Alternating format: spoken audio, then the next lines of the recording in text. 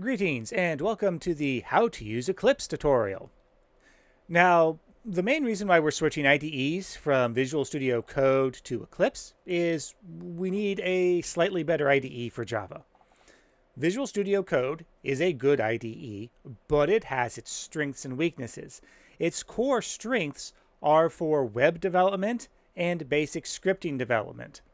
So, basic Python programs, web programs, PHP, that kind of stuff, Visual Studio Code is an excellent IDE to use for those types of things. It's okay-ish for using Java development, but it's a little finicky, as we saw last semester. Plus, if you're going to be working with Java out in the wild, chances are you will not be using Visual Studio Code. You'll probably either be using Eclipse or you'll be using NetBeans, because those are the two sort of gold standard IDEs for working with Java code. Also, it's not a good idea to be too locked into a single IDE, because remember, IDEs are like hammers. You have different hammers for different nails. And so if you're working with Java, yeah, Eclipse is the better IDE to work with over Visual Studio or Visual Studio Code. If you're working with a complex C++ project, I would choose Visual Studio proper over anything else, pretty much. If I'm doing web development, Visual Studio Code is an excellent go-to choice. And that's why we're switching IDEs.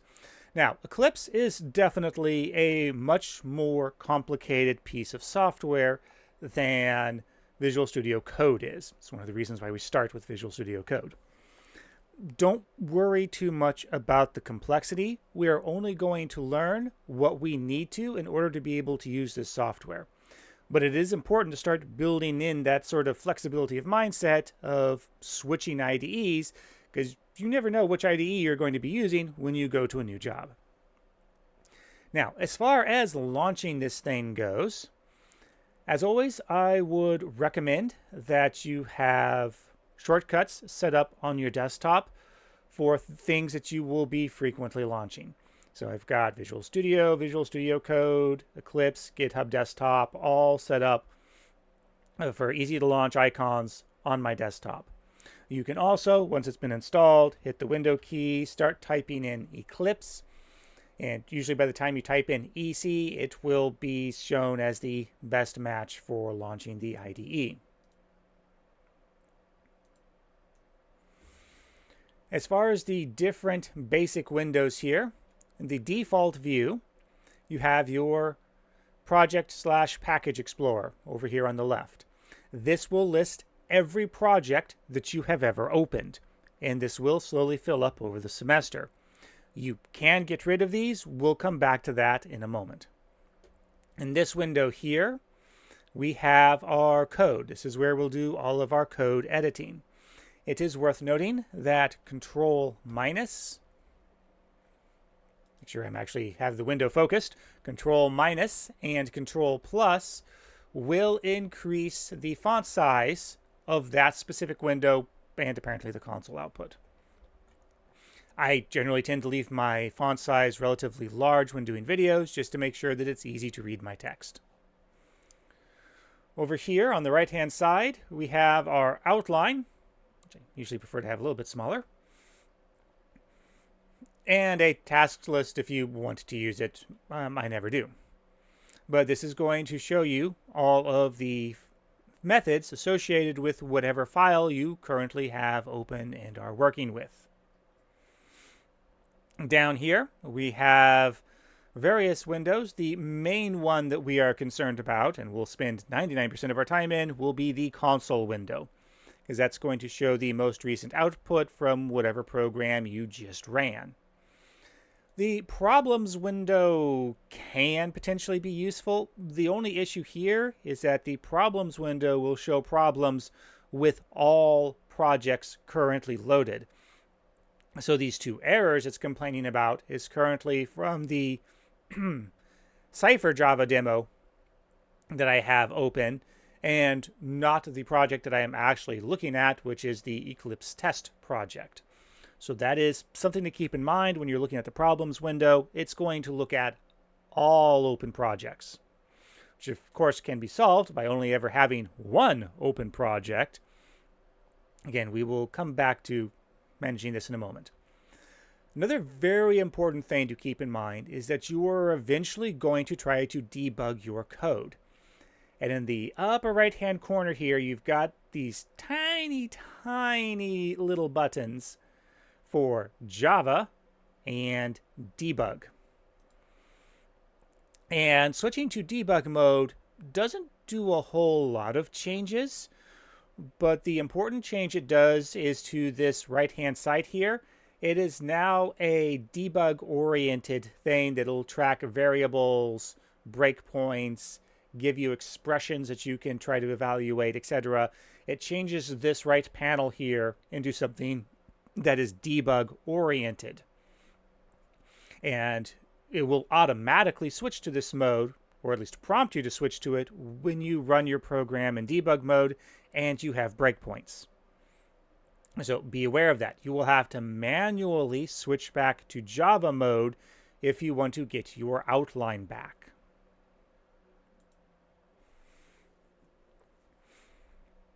As far as the menu and buttons go, you have ye old standard menu bar up here at the top. File, of course, has all of your file-related operations. The only other one that you will probably spend much time in at all would be the Run menu, specifically for bringing up run configurations, and potentially the Window menu for modifying preferences. On that note, you are probably wondering at this point, hey, why does the instructor screen have the dark theme and my Eclipse has the light theme?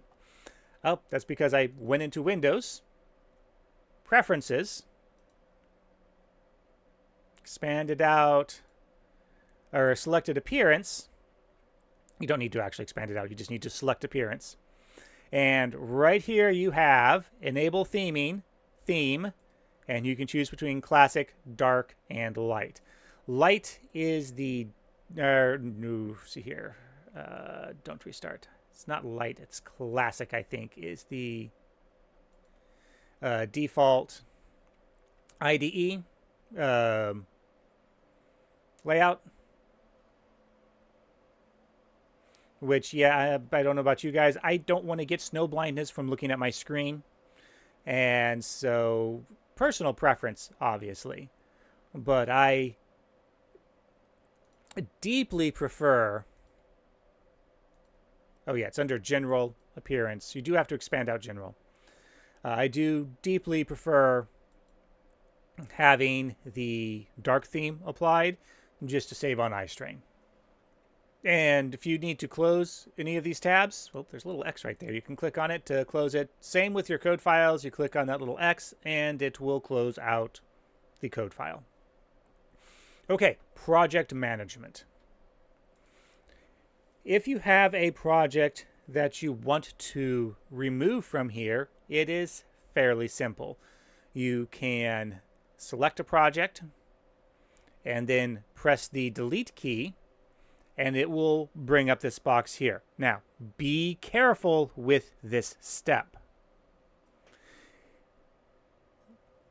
When it says delete project contents on disk cannot be undone, it does mean that quite seriously. It's not going to move the files to the recycle bin, it's just going to nuke them. So if you check this box, you will lose those files.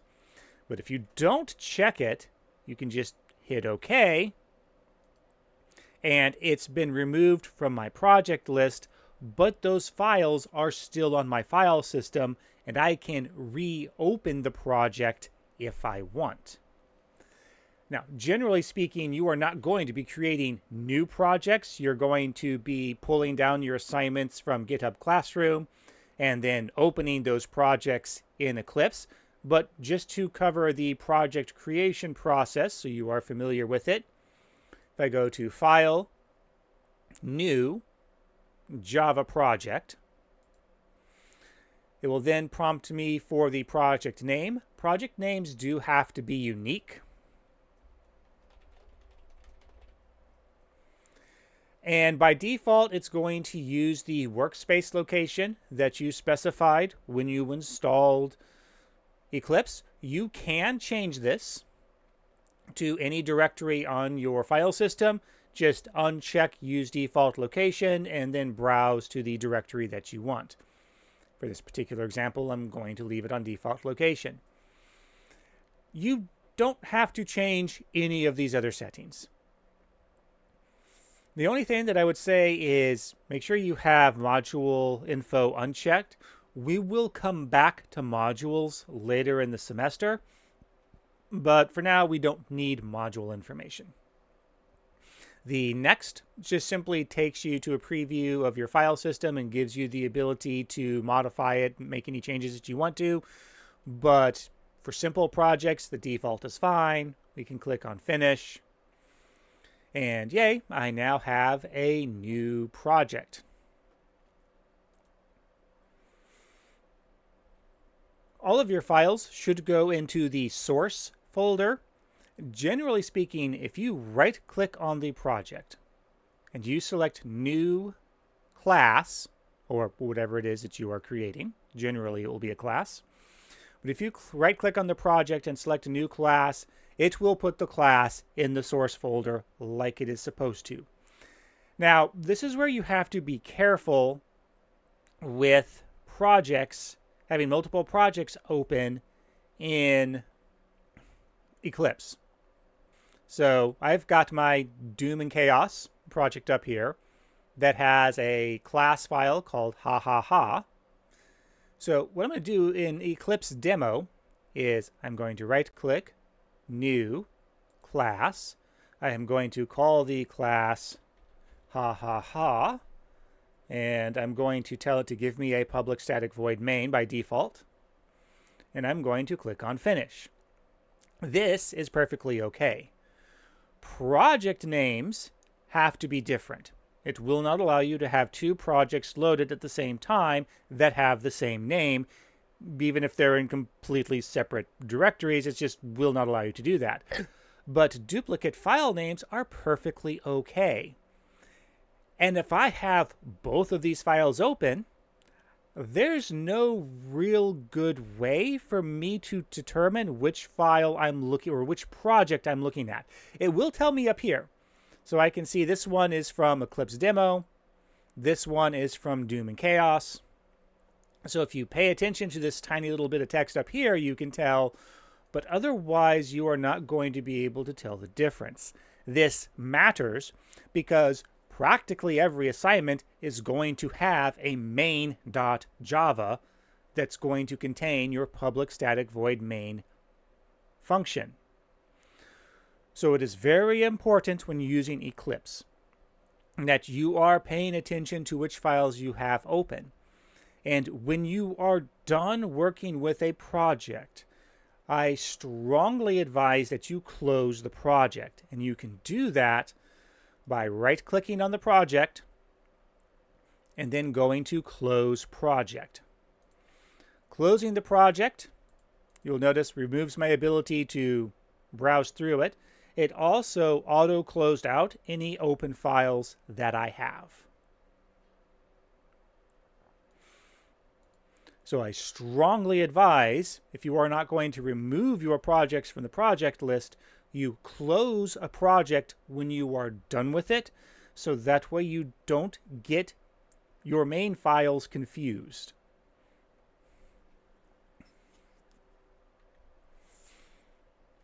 Now, as far as running code is concerned, you can click on the Run button here. And you can also click on the Debug button here. Now, what is the difference between these two? Well, let me put in a quick little line here.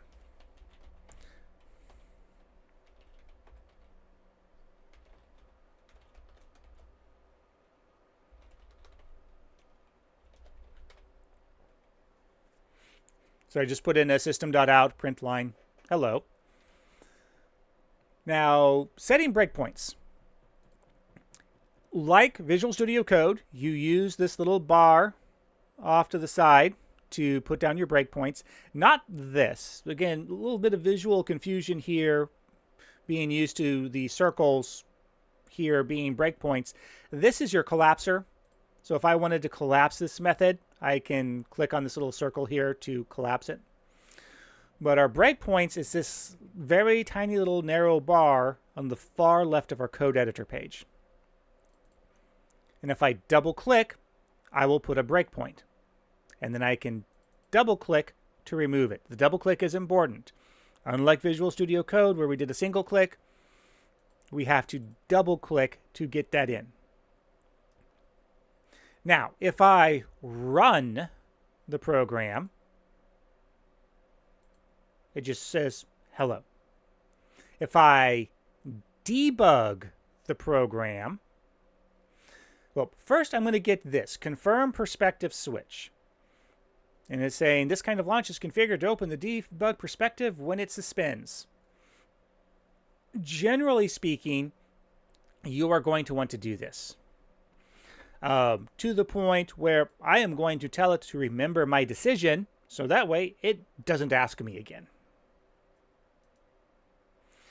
And you'll notice it automatically switched me to the debug perspective. I have some additional debug information over here, which you can generally ignore. It's just simply showing where are you currently in the program. And I have broken in at this breakpoint here. And just like Visual Studio Code, I have the ability to resume. I can step into, step over, so F5, F6, step return, or step out, F7. Same set of commands that I had for Visual Studio. And so I can just tell, yep, okay, you know what, you can just continue execution, and it prints out the hello. It will not automatically switch back to the normal Java perspective. So you will need to switch back manually if you want to come back to looking at the screen in this mode here with your outline. Okay, now how are you going to be opening your assignments? Well, this video is tied into the GitHub review assignment. So assuming that in GitHub Desktop you have checked out the Eclipse GitHub demo, if you have not pulled that, if you've not cloned that already to your computer, go ahead and do that now. Like just pause the video and go do that.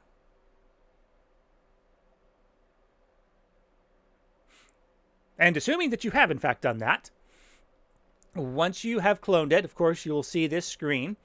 Now, in last semester, you could just simply click on Open in Visual Studio Code, and, well, it would open it in Visual Studio Code. However, Visual Studio Code is not Eclipse.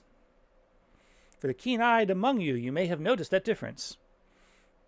Now, you do, in the options, have the ability to set what your external editor is for GitHub Desktop. But it can't differentiate between projects. GitHub Desktop can only have one external editor associated with things. And I personally almost never use this menu here. There is an option. If you go into options, you can configure a custom editor. Personally, I would not bother with that because, in my opinion, it's a much easier option. First, we can click on Show and Explore, which will pop up. Get over here, window. Which will pop up the window in your file system. The location of the project in your file system. We'll get to some of this new stuff in here in a moment. Click in the location bar. Do a Control-C to copy it. I usually prefer to do a Control-X to cut, just so that I know that I actually did the command correctly. Come back over to Eclipse. And now we can go to File and Open Projects from File System. we have a couple of ways that we can do this. We can click on the directory button and navigate to a specific directory that contains a project that we want to open. Or, in this case, since I copied the project directory from the Explorer, I can just do a Control-V to paste that in. And it detects that, yep, there we go. There's the project. Now, Eclipse will allow you to check in a directory that contains multiple projects. Depending on how you have your system set up, this could get messy. For me, since I have multiple projects from multiple languages in my source folder, this is not a good option for me. Because Eclipse gets a little bit confused with like, okay, yeah, some of these I recognize as Java projects. Some of these other project folders, I have no idea what they are, but I'm going to open them anyways. So it gets a little bit messy for me since I have multiple different languages in this directory. So I, generally speaking, prefer to just import one directory at a time. You don't need to change any of the options. You can just click on Finish. And there we go. There is the Eclipse GitHub demo. And if I expand it out, double click on main.java, there we go. And then from here, it's business as usual as far as like using GitHub, Classroom, and such. So to complete this assignment, you just simply take out the comment as directed. As always, run your project. By the way, the keyboard shortcuts, if you go to run here, run without debugging is Control F11 and debug is F11. So it's not F5 this time, it's F11. So I can hit F11, verify that my project runs. This also has the benefit of saving the file because you have to save the file in order to compile and run it. So I have now verified that my assignment is correct because I got the correct output. I can go back over to GitHub Desktop, which properly detects that I have made this change. And then I can put in my comment.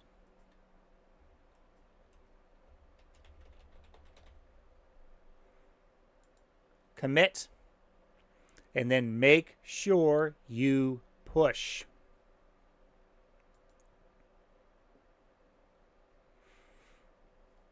And now assignment has been submitted and I can move on with things.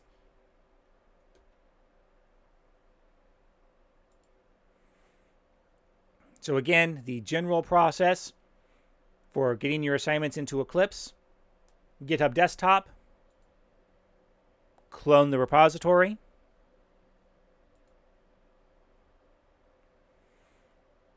come over to Eclipse, File, Open Project from File System. Either use the directory button here to navigate to where that was cloned, or you can tell GitHub to show an Explorer and copy the file path from there.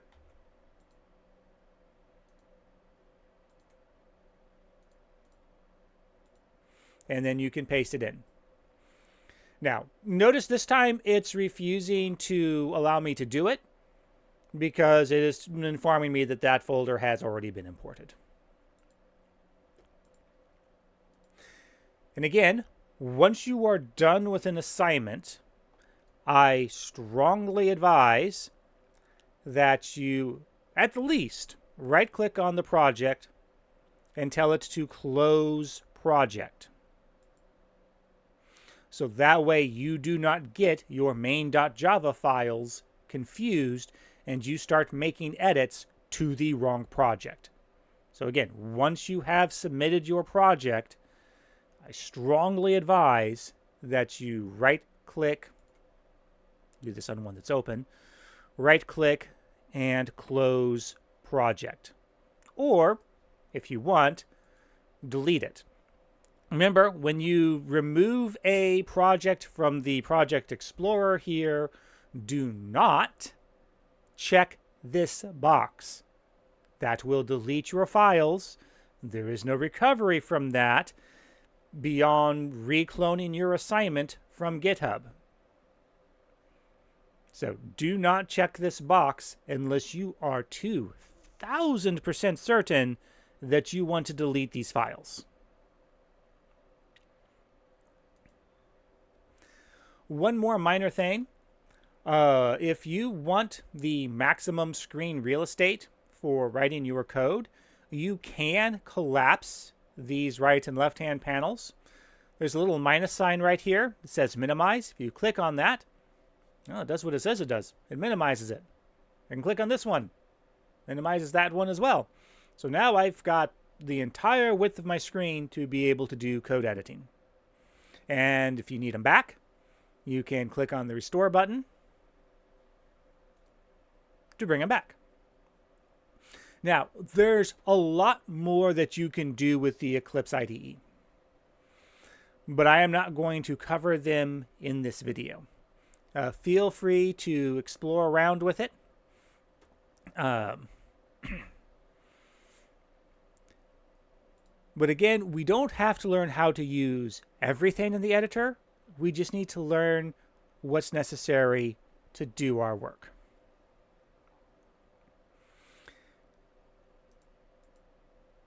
Okay, and I almost forgot. There is one last very important feature of the Eclipse IDE that we need to go over. And that is command lines, command line arguments. You know, this whole string array args thing that we've had in our static void mains this entire time, we're going to start using that. For the review assignment, it's going to be extra credit. But for future assignments, it will be mandatory. And how we do this, if we go to run, or we can also click on the little down arrow next to the run or debug options. And one of the option that we're looking for is run configurations.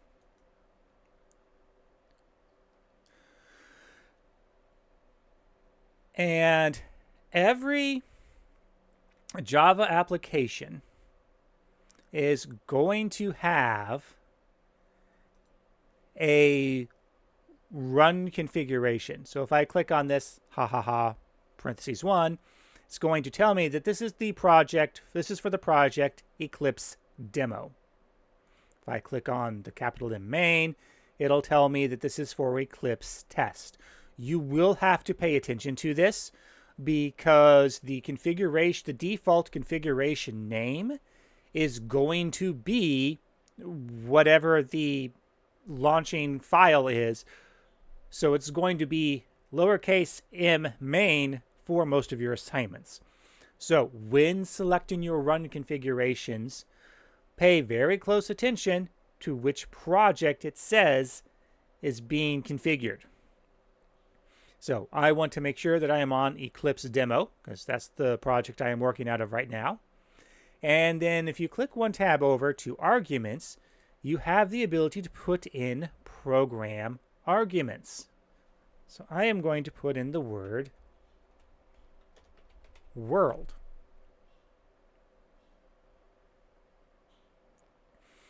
And then I'm going to apply it, close this window. Now, nothing immediately is going to happen. If I run this in debug mode and remember that I forgot to take out my breakpoint,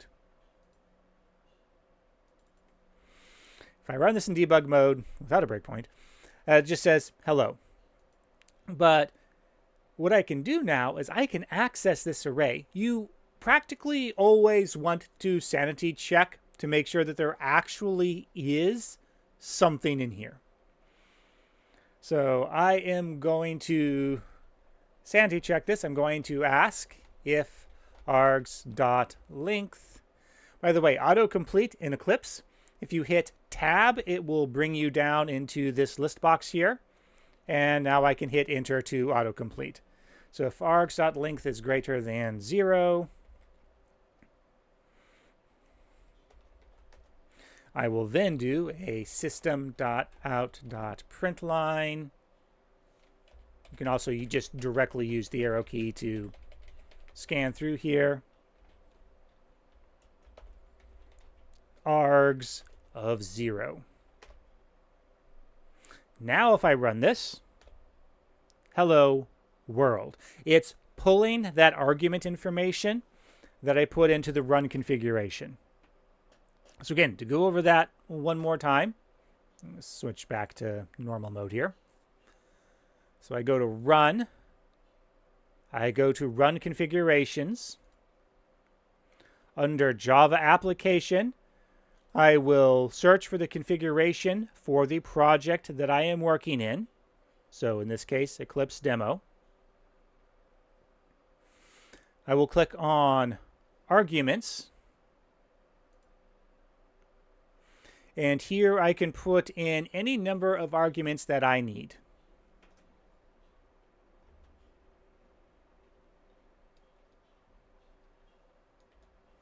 Just separated out by spaces. So if I did world this, now my argument length would be 2, and I could access that other argument.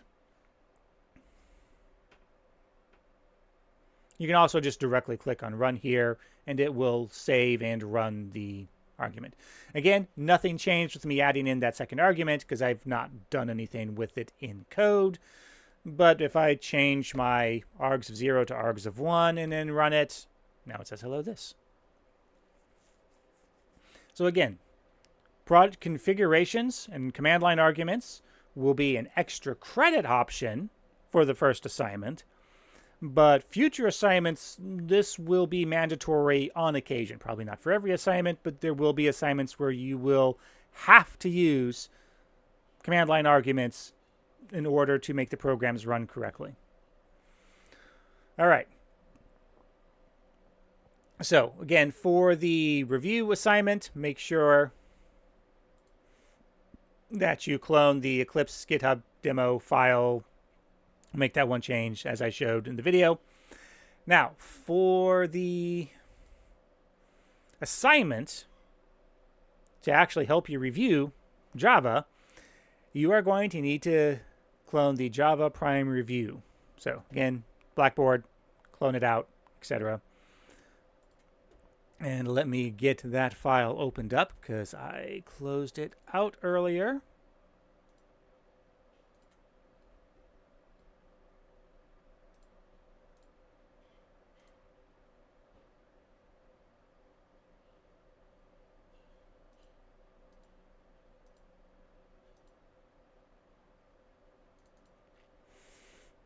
Okay, so the goal for this assignment is you need to find all prime numbers from 1 to 100,000. A little bit of just quick review on the math here. Prime number is any number larger than 1, so 1 is not a prime number, oddly enough, and is only divisible by 1 and itself. Every time you find a prime number, you will print it to the console. After all numbers have been found, you're going to print out the total number of found primes.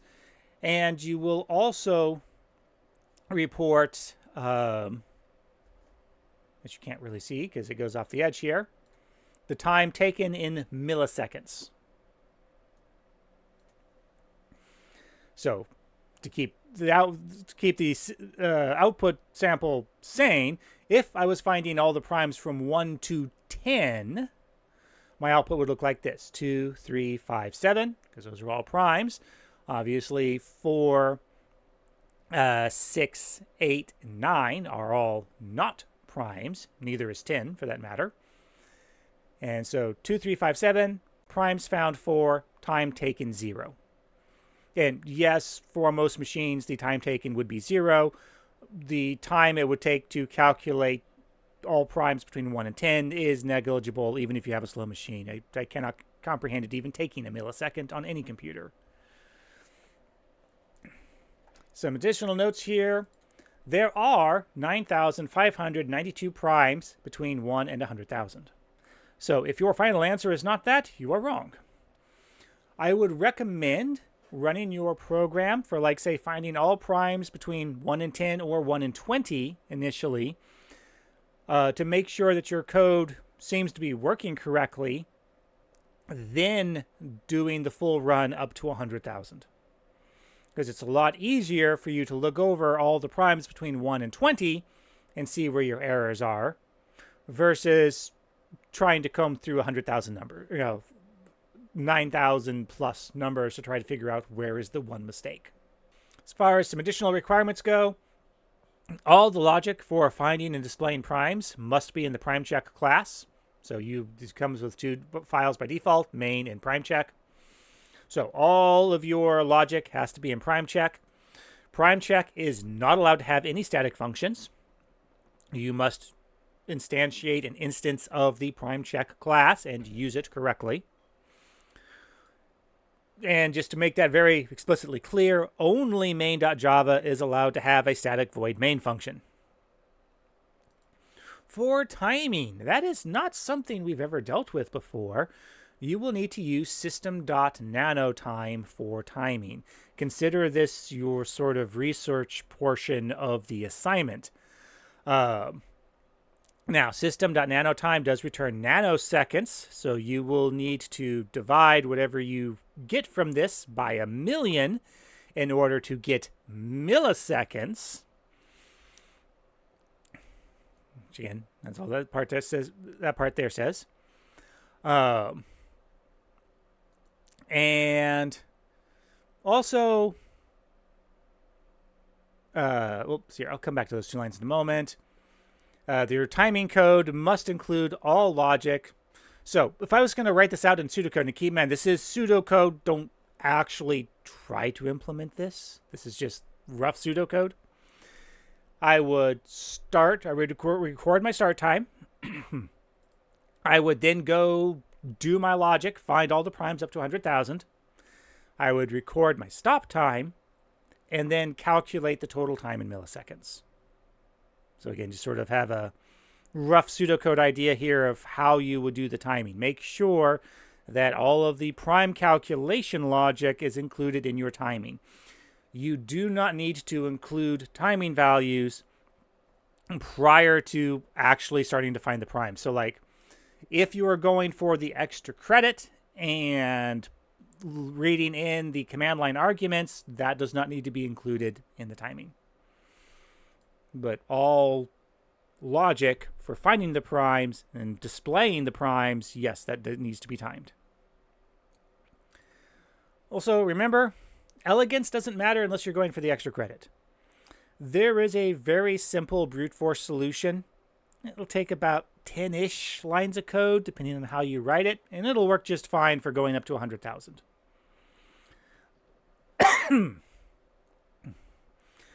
However, let's talk about the extra credit. 3 points if you allow for a command line argument to set the range. Now, that can't crash. So in order to get this extra credit, the program can't crash if the command line argument is not present. So I will test this 2 ways. 1, set the configuration to not have a command line parameter. And then 2, set the command line configuration to a number other than 100,000 and seeing if you get the correct number of primes. So that is how I will test the command line. It has to work both with and without a command line argument to set the range. Then for an extra 5 points, for a total of 8 possible extra credit on this assignment, so not insignificant. If your code can process the primes up to 2 million under 1 second, obviously you have to include the command line argument to be eligible for the timing one. So I will modify the, if you tell me you're going for it, mind you, I will modify the command line argument to run for 2 million, and it has to do it under 1 second on my computer. I specify that because CPU differences will change the timing values. For reference, I can process and find all primes up to 100,000 in around 55 milliseconds.